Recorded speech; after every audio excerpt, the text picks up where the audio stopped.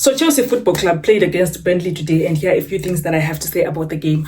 Overall, I loved the play and I loved how we were pressing. I loved that we got a clean sheet. Robert Sanchez is really proving why he is a good goalkeeper, and I hope that he stays consistent, because sometimes he can be very inconsistent and his play is not as good. But today I'll give him his flowers because he was really doing well, and I hope it can stay like that until the end of the season.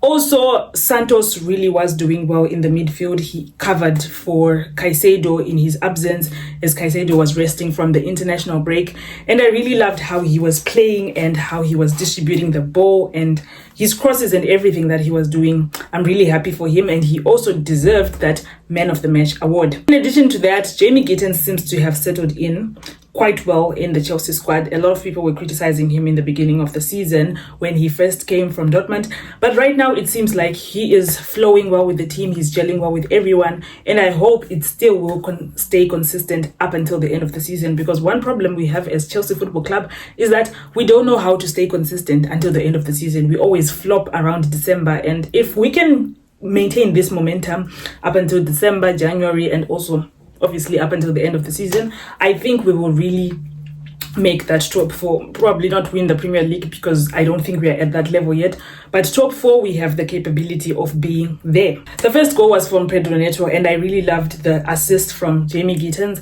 and the header from Neto, because a lot of people, they criticize Neto, saying that he just runs without direction and he doesn't know what he's doing in the Chelsea squad and he deserves to be dropped.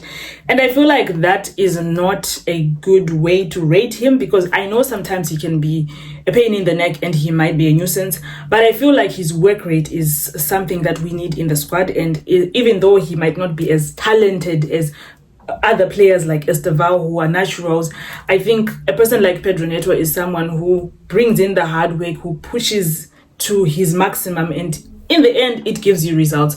So hard work and talent can also work. We need people who are hard workers. We need people who are talented for the squad to work out. The second goal was from Enzo Fernandes, and I was really happy that I got it from him. I was actually sad that I didn't put him in my Fantasy Premier League and put Caicedo instead, forgetting that Caicedo was on international duty, so Maresca might want to rest him.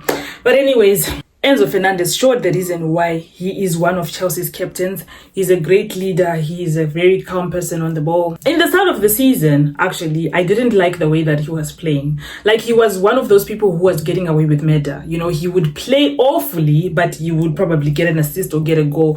And I wasn't happy with how he was playing, because I was like, this guy looks like he's tired or he doesn't want to play. He should probably be benched. But I guess Maresca knows more than us, the fans. Seems like he's back in his zone. He has his momentum back and he is fully fit.